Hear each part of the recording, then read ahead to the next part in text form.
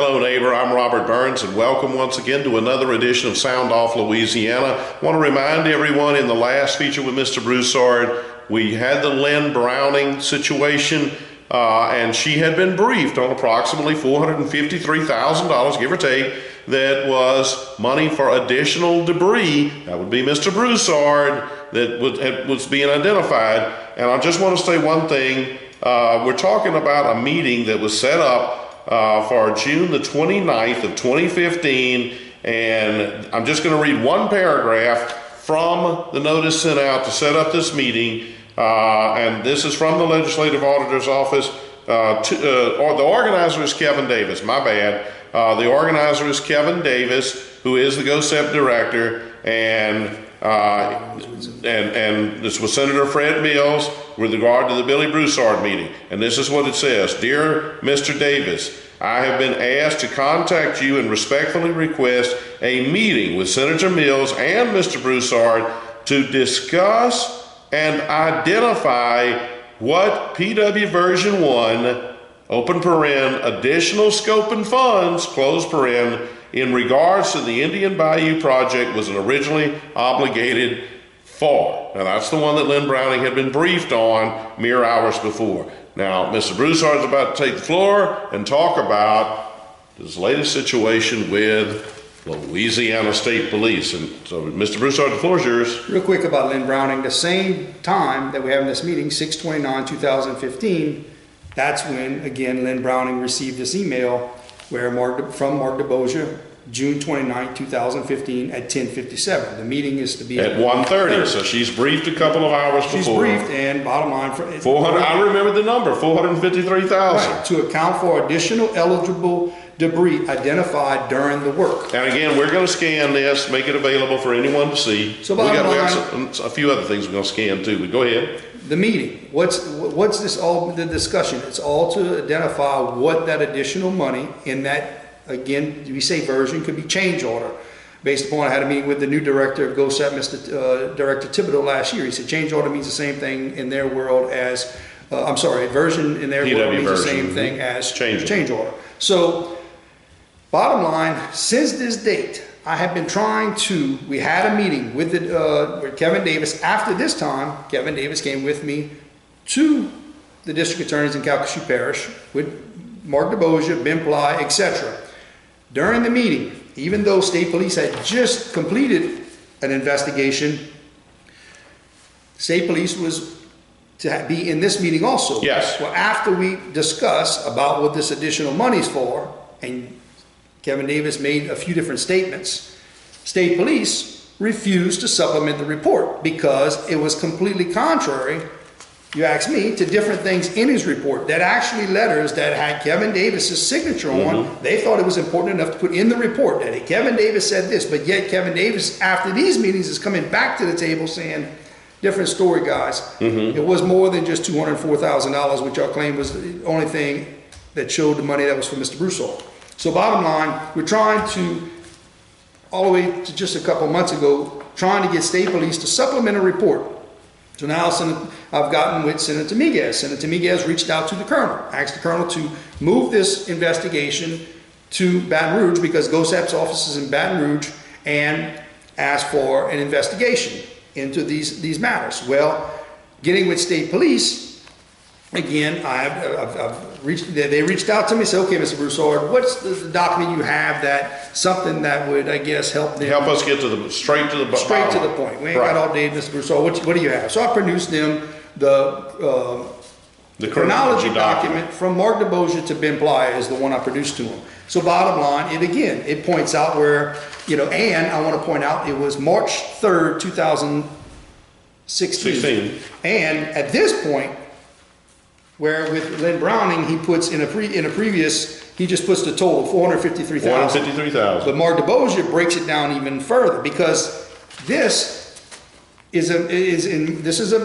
email in March to Mark DeBosia, Ben Ply, the attorney, but he's putting in there in this chronology document, he breaks it down to that $453,000, $410,187.60. Scope, more contract debris. And you're looking at the contractor, folks. And that's what Kevin Davis told him. Y'all came to us, the drainage district and the parish, came to the GOSAP. Kevin Davis said, you came to us, we went to FEMA on your behalf, got you additional money to pay the contractor to do this additional work that y'all were ordering him to do. And it's understood y'all didn't give him the money, y'all took the money and used some of the money to even go off the project, off the map, doing work that was like 2 miles from the last site they were supposed to even work at. So, back to with state police.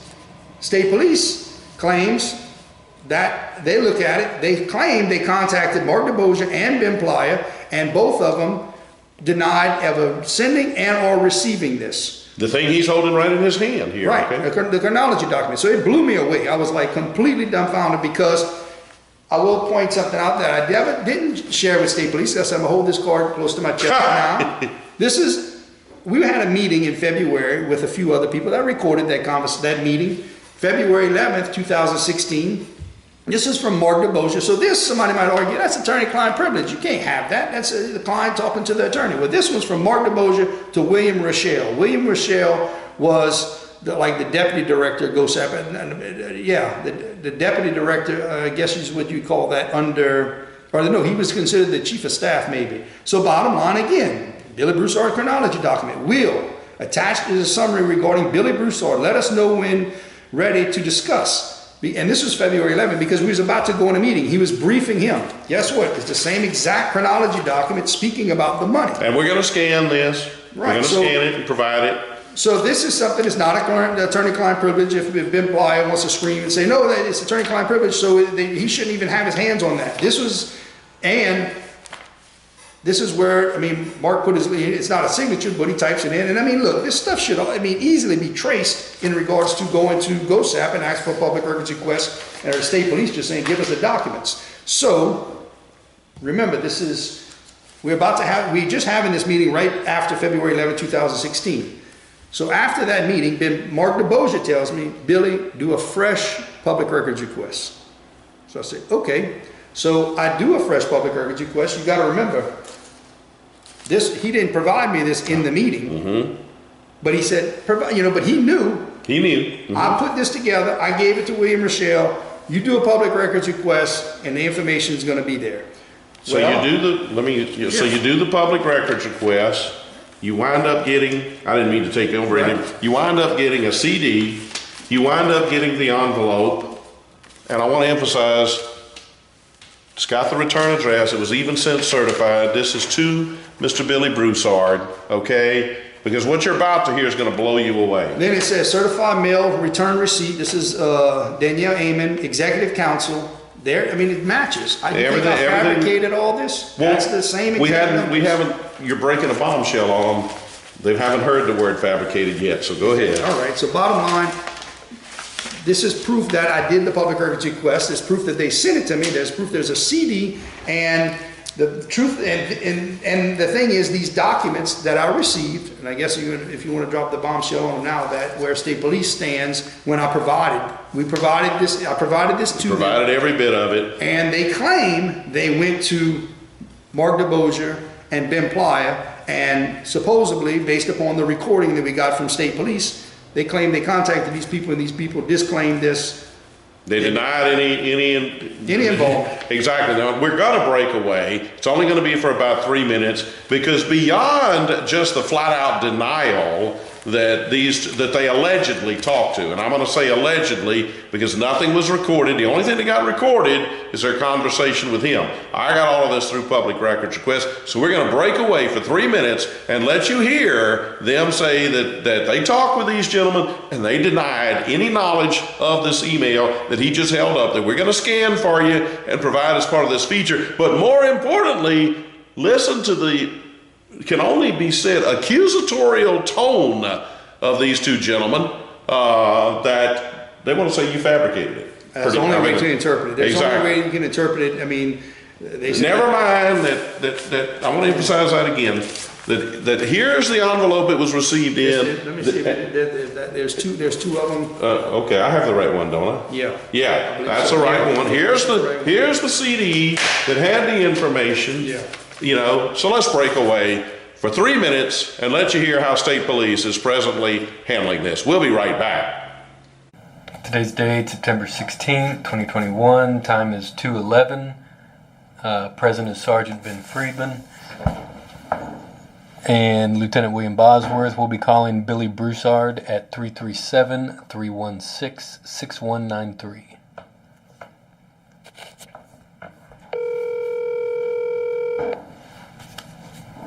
I'm starting to think I said the date wrong. Yes, sir. Hey, Mr. Billy, Sergeant Friedman here with Louisiana State Police. Yes, sir. Hey, so if you have a second to talk, we've been looking at this, I guess, for about a month now. We reviewed it. I spoke with Ben Palia and Mr. DeBogier. We went and reviewed the chronological report that you had sent me, and Yes, sir. I can't verify who actually wrote it. And both of Ben and I can't think of his first name, but DeBogier. Are you talking about Mark DeBosier? Let me see what his. I believe it's Mark. The email comes from Mark to Ben. Yes. So I called Mark, and he does not remember what that email, where it came from. He actually said that he did not write that document, and that he actually noted out some inconsistencies in the document. And when I called Ben Palia, he said the same thing. He doesn't know who that email was sent by, who authored it, and basically at this point, I can't verify its accuracy or who wrote it. I can't put it in the report. So you're saying Mark DeBosier, the email on the document shows it's from Mark DeBosier to Ben Bly. You do recognize, you do see that, right? Yes, sir. I did see that. That's why I contacted them. And they're saying that.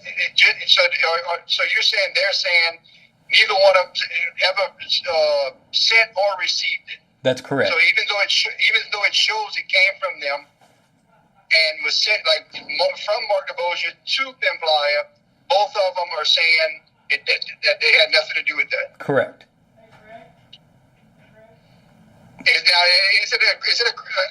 I know people. Yes. Yes. What it looks like, though, I mean, it really looks like a photocopy of that somebody just put that email on there from the So Bogier you're to saying Ben Palia. well, I can try to find the actual, maybe even the CD or the hard drive.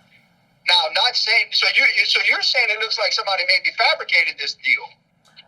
That's what you just said. That's what you just said. I said this thing that you sent me. It looks like it's not like an original email. It almost looks like a photocopy. A photocopy. The only thing I can think of is if I had it in a PDF, like if I scanned it and then I took my phone and screenshot it, that could be it. But you're saying it looks like a photocopy of like something. I have to ask, just because you're the investigator and you're doing an investigation. Has it ever been brought up that maybe this is a fabricated document by maybe me? I have. Is that what you're leaning? That's what you We've saying never heard that maybe? that, sir. No, sir. Nobody No, what I'm saying is. All right, folks, you just heard the state police recording that they did with Mr. Broussard. I just want to say this. I made public records requests to get any evidence that this report was sent to either Ben Playa or to Mark DeBosier, and state police could produce nothing.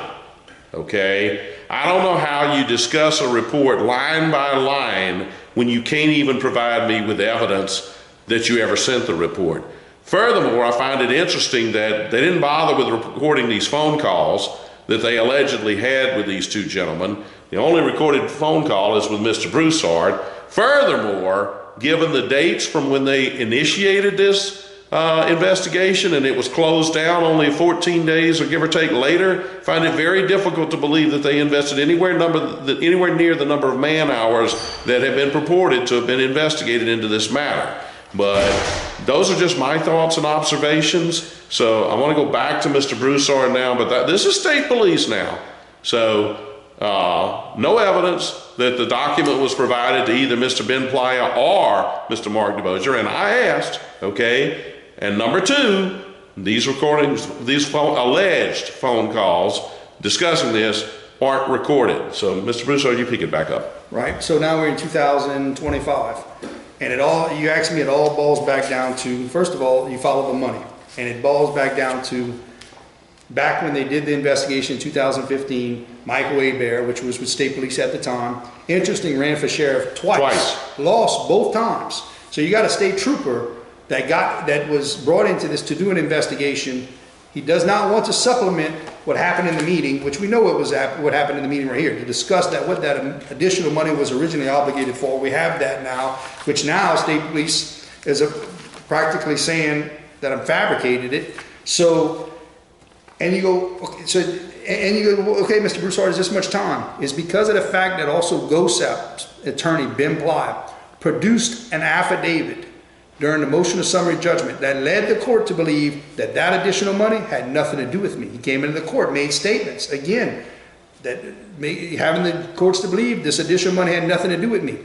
So it all goes back to possibly GOSAP's attorney, my belief, fabricated a document to get the judgment against me and to get apparently a lot of the monitoring that was required, get them off the hook, saying, oh, my contract, that additional money had nothing to do with me. And I guess he was, say that the contract was for all the debris in the bayou also. When you're saying, see right here where they're saying it's additional money for additional contract work. $453,000 worth. Then October 22nd, 2015, I'm trying to get Kevin Davis, not just, he came to the meeting in Calcasieu, but asked him, put it in writing. Mm-hmm.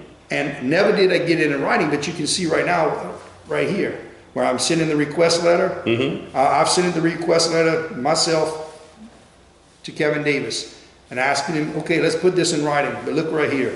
This is Ben Playa telling Kevin Davis in an email. Oh, you can read it. All right.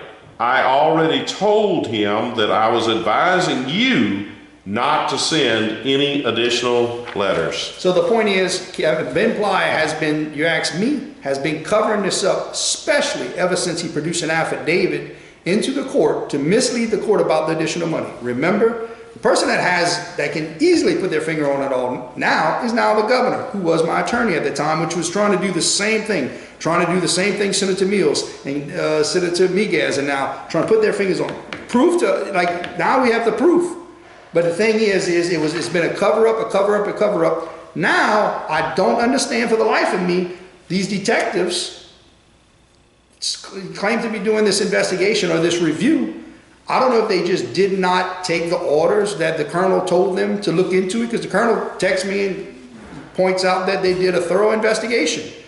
But they're claiming that and if I lied to state police and fabricated all this, then I guess investigate me. And they were and they were very quick to close the investigation, but because they said, we want one critical document from you. He gives it to them. They say, yeah, look, we can't authenticate this, so we're closing the file. I don't see how that reconciles with the number of ungodly hours they say they invested into this. So, folks, and I got to say this. Say whatever you like. This has to be something done behind the colonel's back. There's no way the colonel would have the communication with the senator, and they say, look into this, because state police refused to supplement the report for all this time. All I can think is some sort of way there was a failure to communicate somewhere between the colonel, because I believe the colonel. I don't think the colonel would lie to us. And that's in a text. He put that in a text. This thorough investigation. I want to get to the bottom of this. I have a lot of faith in our colonel, a lot of faith in our governor, a lot of faith in our senator, trying to get to the bottom of it. But two detectives apparently did not get the orders that the colonel handed down. So I guess later I may be looking into filing some sort of complaint on these detectives for not following the order that apparently the colonel gave, because the colonel made it clear that that's what he did. So that's for, I guess, another day. I guess so. So folks, think you ought to find this interesting.